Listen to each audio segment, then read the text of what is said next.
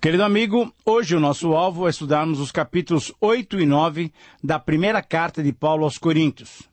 Como nós vimos no programa passado, quando estudamos de um modo geral o tema da liberdade cristã e da responsabilidade para com o nosso irmão, esses capítulos, juntamente com o capítulo 10, nos ajudam a perceber os princípios que Deus tem estabelecido para nós quando pensamos e agimos para a edificação do corpo de Cristo e para a glória do Senhor.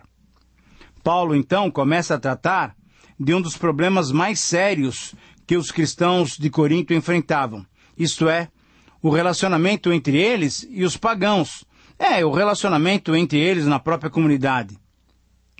Os cristãos eram uma pequena minoria na sociedade pagã de Corinto, e era necessário que eles não adotassem costumes e crenças pagãs, mas que, ao invés disso, fossem fiéis aos ensinamentos e doutrinas do Evangelho. Na carta que tinha escrito a Paulo, conforme nós lemos lá no capítulo 7, versículo 1, os cristãos de Corinto tinham perguntado a Paulo a respeito desses animais sacrificados aos ídolos. Dos animais sacrificados nos tempos pagãos. O sangue desses animais era oferecido ao ídolo, e muitas vezes a carne era vendida nos mercados. Nós mencionamos isso no programa passado. Alguns cristãos de Corinto achavam que essa carne, vamos dizer assim, estava contaminada, isso era impura, e não devia ser ingerida pelos cristãos. Como nós vimos também no programa passado, um outro grupo achava que não havia problema. Paulo, na verdade, responde dizendo que deuses pagãos realmente não existem. Portanto, nada acontece com a carne oferecida a eles, e os cristãos poderiam comê-la. Porém, alguns cristãos fracos na fé ficariam escandalizados se vissem os seus irmãos e irmãs comendo dessa carne de animais oferecidos aos ídolos pagãos. Portanto, o cristão forte na fé tem o dever de não fazer nada que prejudique o seu irmão ou irmã que é fraco na fé. Esse princípio nós já estudamos também quando estudamos capítulo 14 do livro de Romanos. E aqui Paulo, então, vai tratar mais uma vez dessa mesma questão. Nós temos que entender que devemos agir sempre para a edificação do corpo de Cristo e para a glória do Senhor. Então, o meu convite é você abrir a sua Bíblia, a sua Escritura Sagrada, e talvez o seu caderno de anotações. Abra em 1 Coríntios capítulo 8 e capítulo 9 e vamos estudar esses dois capítulos. Vamos conhecer aquilo que Paulo, inspirado pelo Espírito Santo, nos colocou como princípios para as nossas vidas. A pergunta que se faz como título para o capítulo 8 é: amor ou sabedoria? Agir com amor ou com sabedoria? Essa é a base do capítulo 8, do versículo 1 até o versículo 13. Apesar de sermos verdadeiramente livres, nós cristãos temos que reconhecer que muitas vezes vale mais a pena cedermos a nossa liberdade em favor de um outro irmão do que orgulhosamente ostentarmos sabedoria que em nada edifica. Então, temos nessa passagem esse princípio explicado. Temos nessa passagem do capítulo 8 esse princípio que se torna um desafio para todos nós. Em resumo, o capítulo 8 está dizendo, então, para nós o seguinte: o amor dedicado aos irmãos, que supera os nossos próprios direitos, deve padronizar o comportamento do verdadeiro cristão, do cristão maduro. Eu repito, esse é o princípio que deve nortear a nossa vida, com base no capítulo 8 da primeira carta de Paulo aos Coríntios, do versículo 1 até o versículo 13. O amor dedicado aos irmãos, que supera os nossos próprios direitos, deve padronizar o comportamento do verdadeiro cristão, do cristão maduro. E nesse texto, nós vamos verificar que Paulo faz 3 observações relativas a esse princípio norteador, que é o princípio do amor. Muito bem. Em primeiro lugar, a primeira observação refere-se ao problema que Paulo explica de um modo muito claro. Eu gostaria que você me acompanhasse na leitura desses versículos iniciais. Agora, Paulo diz, eu vou tratar de um problema que vocês me perguntaram. O problema dos alimentos oferecidos aos ídolos. Na verdade, como se diz, todos nós temos grande conhecimento. Paulo, num certo sentido, está sendo irônico aqui. Porém, esse tipo de conhecimento simplesmente enche a pessoa de orgulho. Agora, se nós estamos preocupados com o amor dedicado aos irmãos, aí sim, o amor é que nos traz edificação, nos faz progredir na fé. A pessoa que pensa saber alguma coisa, na verdade, ele deve saber que não sabe nada. Nós, ao invés de conhecermos tudo, nós somos sim conhecidos por aquele que tudo conhece, aquele que tudo vê. Então, quanto a comer alimentos que tenham sido sacrificados, oferecidos aos ídolos, nós sabemos que um ídolo em si, na verdade, não é nada, não representa nada, e sabemos que existe somente um Deus, pois existem os que são chamados deuses, tanto no céu como na terra, como também existem muitos deuses e muitos senhores. Porém, para nós existe somente um Deus e Pai e Criador de todas as coisas, para quem nós vivemos, e existe somente um Senhor, que é Jesus Cristo, por meio de quem todas as coisas foram criadas e por meio de quem nós existimos. Mas nem todos conhecem essa verdade. Existem pessoas tão acostumadas com os ídolos que até agora comem desses alimentos pensando que esses alimentos pertencem aos ídolos.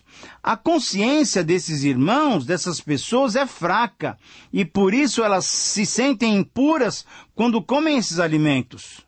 Não é esta ou aquela comida que vai nos fazer com que Deus nos aceite ou nos recuse.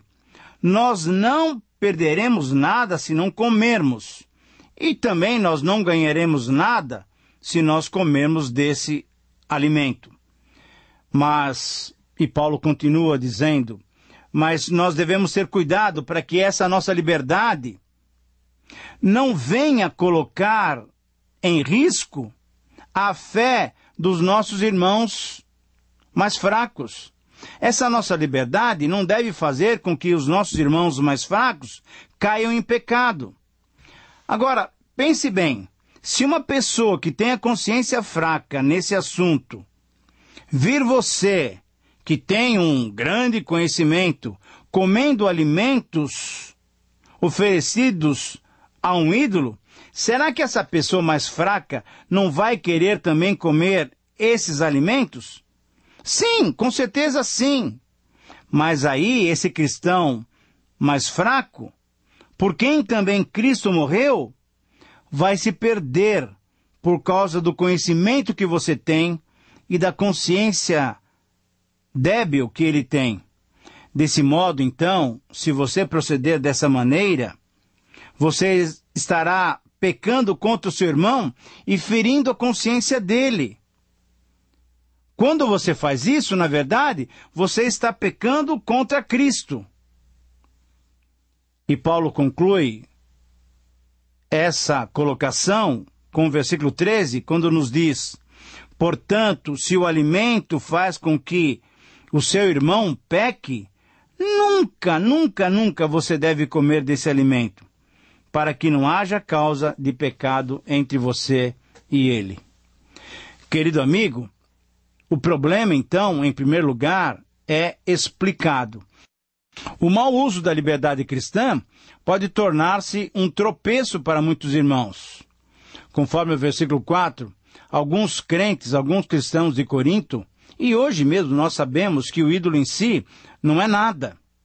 Agora, Esse é um conhecimento que nós podemos ter. Diante de tal conhecimento, então, você talvez, eu, tenhamos liberdade para comer qualquer tipo de alimento. E, no caso dos coríntios, eles tinham liberdade para comer essas carnes sacrificadas até a ídolos. Mas essa atitude provocava desafios à consciência de alguns outros irmãos e até tropeço na vida de outros irmãos. Isso é, faziam com que esses irmãos perdessem a fé, caíssem em pecado. Portanto, nós temos que agir de uma maneira correta para com os nossos irmãos. Entretanto, nós temos que lembrar que no capítulo 10, versículo 20, nós temos que até antecipar isso, Paulo está dizendo que é necessário sabermos também que atrás dos ídolos estão os demônios. Ora, então, diante disso, nós temos que ter um procedimento adequado que glorifique a Deus e que respeite a consciência do nosso irmão. Em segundo lugar, uma segunda observação é que o princípio agora é explicitado. O princípio é o princípio do amor. O saber ensoberbece, mas o amor edifica. Alguns ou todos, cada um tem a sua opinião, então todos somos senhores do saber. Todos temos os nossos graus de conhecimento. Na verdade, Paulo está, como eu disse agora há pouco, está ironizando. Todo mundo sabe de tudo. Mas muitos se esquecem de que o ídolo em si não é nada. Outros se esquecem que atrás do ídolo nós temos os demônios. Na verdade, alguns sabiam que a comida em si mesmo não nos recomenda a Deus, versículo 8. Não é a comida que nos faz ser agradáveis ou não diante de Deus. Alguns que se julgam sábios e assim não sabem se comportar de uma maneira adequada. Quando chegamos a usar o que estamos sabendo, ainda não sabemos o essencial. Essa é a palavra de Paulo no versículo 2, isto é, não sabemos usar o amor. O amor que é descrito no capítulo 13 dessa mesma carta. O amor que tudo suporta, inclusive a consciência desse irmão mais débil. Portanto, em terceiro lugar, uma terceira observação, nos versículos 7 a 13, nós encontramos a proposta do apóstolo Paulo. Na verdade, a proposta de Deus para nós. E a proposta é, eu devo deixar os meus direitos a fim de favorecer a fé do meu irmão. Esse é o princípio do amor. É deixar os meus direitos a fim de favorecer a fé do meu irmão. O que é deixar os meus direitos? É deixar as minhas convicções, é deixar o meu conhecimento, é deixar aquilo que Deus já me revelou, deixar a minha liberdade. Eu deixo tudo isso para favorecer a fé do meu irmão. O cristão, querido amigo, ele não vive sozinho, ele deve viver com a consciência do seu irmão. Os cristãos, tanto os coríntios como nós, deveríamos nos lembrar de que alguns, por terem antes em suas vidas de pagãos adorado a esses ídolos, eles sentiam a força, o poder desses ídolos nas carnes que eles estavam comendo. E por isso, eles entendiam que era melhor não comer.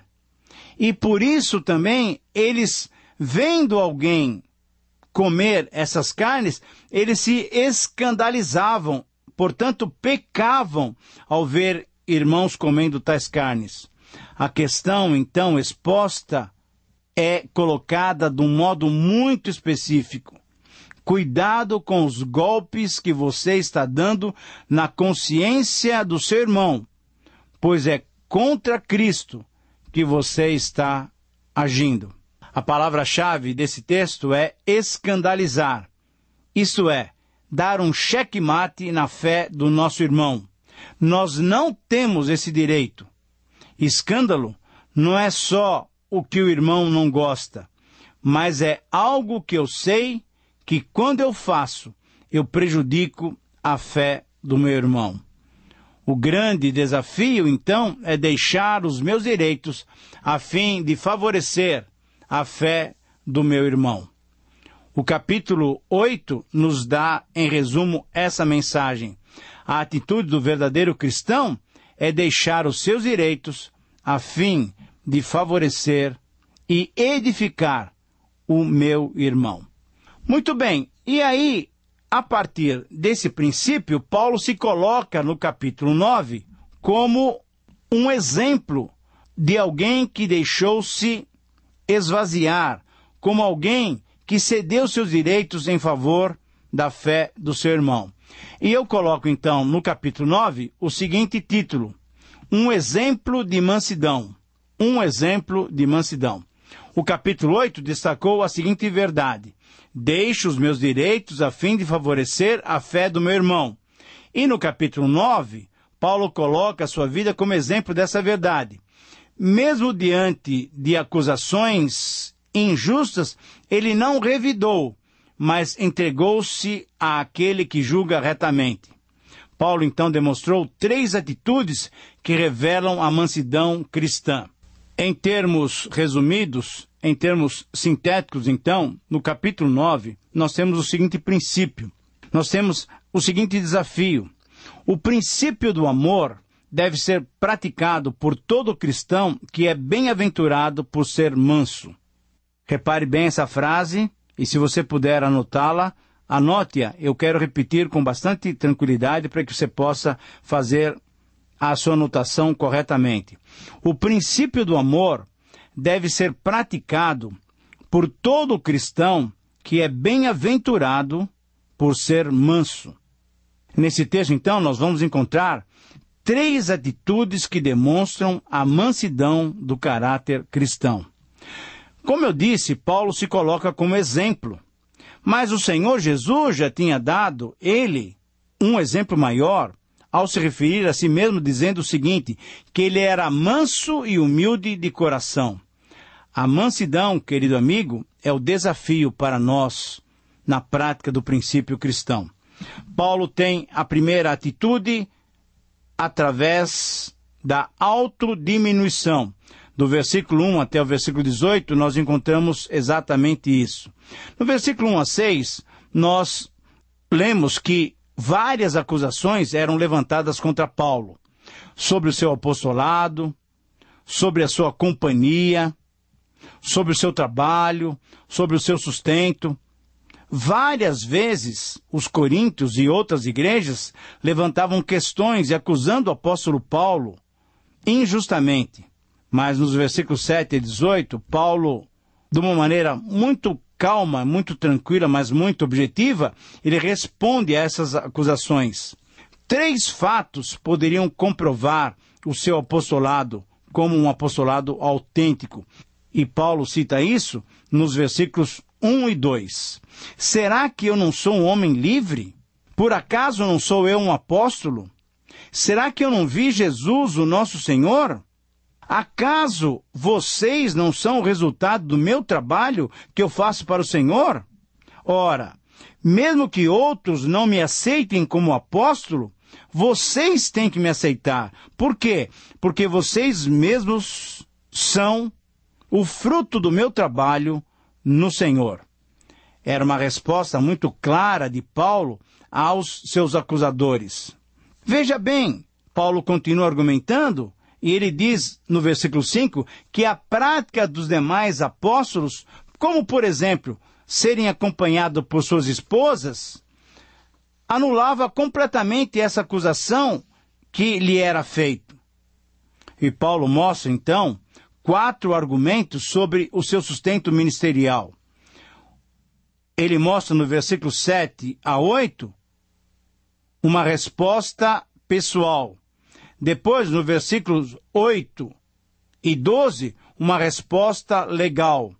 Depois, no versículo 13, uma resposta histórica. E no versículo 14, as palavras do Senhor Jesus Cristo. Paulo responde a cada uma dessas colocações com base bíblica muito forte. E Paulo se coloca como exemplo nos versículos 12 e 15. Apesar de todos esses argumentos e dessas respostas, Paulo não exigiu nada, porque ele não queria criar obstáculos ao Evangelho. Apesar de poder exercer esses direitos, Paulo não fazia isso porque ele não queria que lhe fosse anulada essa glória. Mas que glória é essa? A glória de poder pregar o Evangelho. O alvo de Paulo era cumprir a sua missão, porque fazendo assim, ele então proclamava o Evangelho do Senhor Jesus Cristo. Nos versículos 19 a 23, Paulo se demonstra como um servo, fez-se tudo para com todos. E finalmente, nos versículos 24 a 27, como nós nos referimos no programa passado, ele foi disciplinado para correr como um atleta, para demonstrar que ele cedia os seus direitos para os seus irmãos. Querido amigo, que Deus nos dê a graça de sermos, assim como Paulo, um exemplo de amor dedicado aos nossos irmãos. Um grande abraço e que Deus lhe abençoe. Até o próximo programa.